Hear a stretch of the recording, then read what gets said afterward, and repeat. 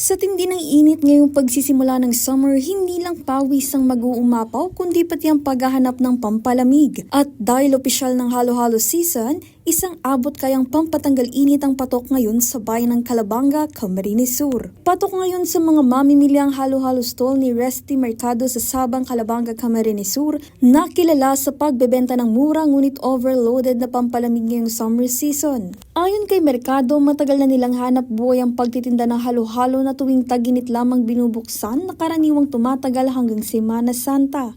Nagsimula muli ang pagbebenta nila ng halo-halo nitong February 28, 2026. Hindi pa nga nagtatagal ang kanilang operasyon, umaabot na umano sa higit kumulang na 7,000 piso kada araw ang kanilang kinikita. Sa halagang 55 piso kada baso, ang kanilang special halo-halo ay naglalaman ng sari-saring sangkap. May dagdag pa itong keso, mangga, leche flan at gatas bilang toppings, kaya naman patuloy itong tinatangkilik ng kanilang mga suki. Maganda rin, yung tama lang. Matatagpuan ang nasabing pwesto sa Sabang, Calabanga malapit sa Freshport kung saan madalas itong puntahan ng mga estudyante, mangingisda at mga residenteng naghahanap ng perfect na panlaban sa matinding init ng panahon. Kay Kuya Resty halo-halo sa halagang 55 pesos, igwa na po yung di sa Sabang. Darlene Lastrulio, CSN.